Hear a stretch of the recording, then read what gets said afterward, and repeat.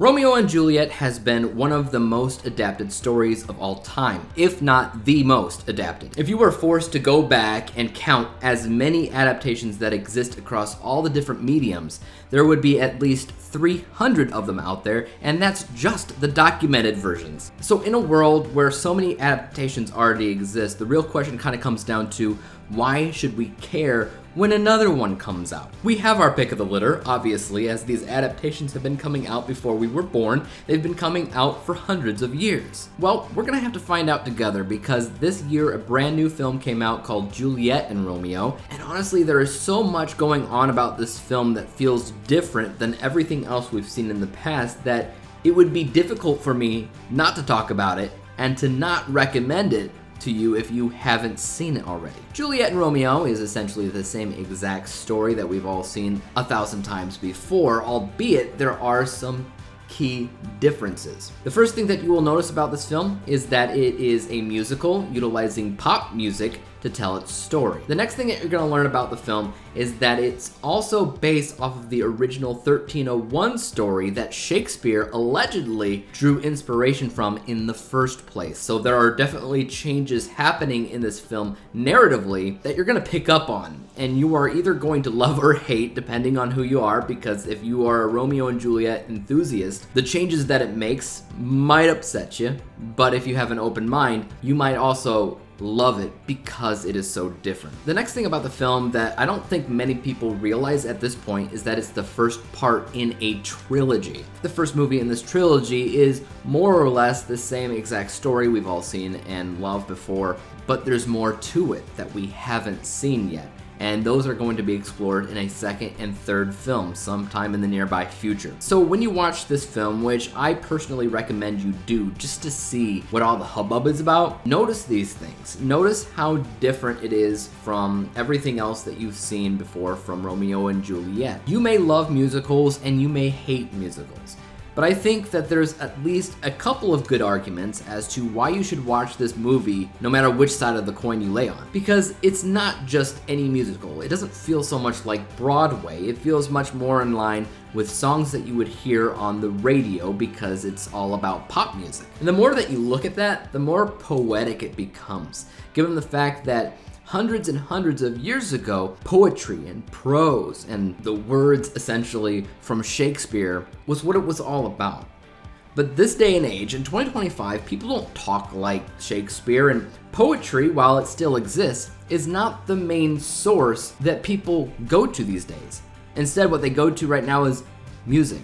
So in my opinion, it's not just a musical, it's a translation from the original source material, translating the poetry of the ages to the poetry of modern day. And the more that I thought about that, the more I got in line with what this film was doing, and the more that I got sucked in and found the film to be incredibly original and captivating.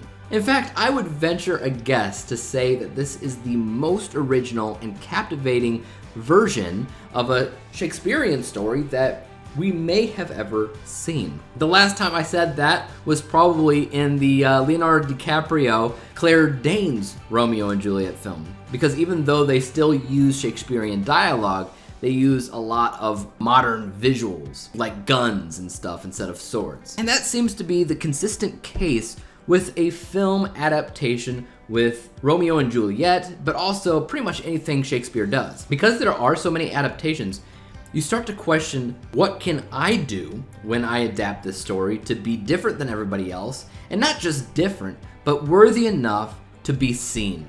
How do I change it enough so that, one, it's still respecting the original source, but also doing its own thing?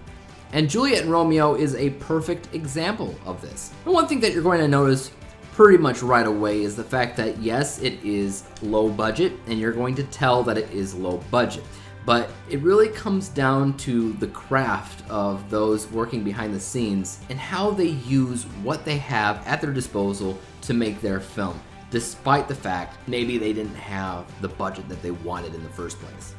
And I think that Juliet Romeo did a pretty good job. It is incredibly a very crisp, vibrant film. Lots of colors. And the cinematography, especially when it comes down to filming these people sing and dance in the way that we see the establishing shots of where they are at, which is an actual castle in England, which is phenomenal. It all kind of combines into an atmosphere when you watch the film, where no, it doesn't feel like everything else you've seen, but it consistently has come to my attention that that was the point. It was supposed to be a little bit different, but still endearing and engaging and entertaining, and it's all of those things combined. If I were to make the film, the only real difference I would have probably made is I would have shot it on actual film so that we get that grain that sometimes we like to see in older films. And I'm not saying that this is an older film, I'm saying it's Romeo and Juliet. So it's a period, time era type of movie where you're supposed to believe that it's taking place so many hundred years ago.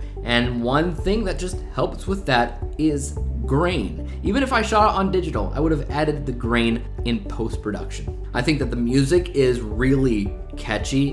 Whenever I watch musicals, that's one of the main questions that I usually ask. Is it something that I would like to listen to on soundtrack outside of the film itself? And yes, I would like to, and yes, I have since turned on some music subscription services and listened to it outside of it, because most, if not all of the songs, I was a huge fan of. At the end of the day, I scored Juliet and Romeo an 80 out of 100 possible stars, which is like a B+ type of grade in my grading scale.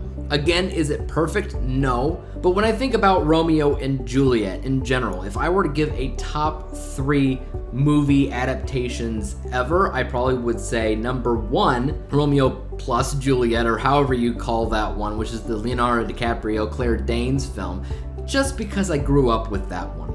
The second one would be after I got into film appreciation, after I got into literature appreciation. The main, or the GOAT of the Romeo and Juliet adaptations, would be the 1968 film with Olivia Hussey. That would be number 2.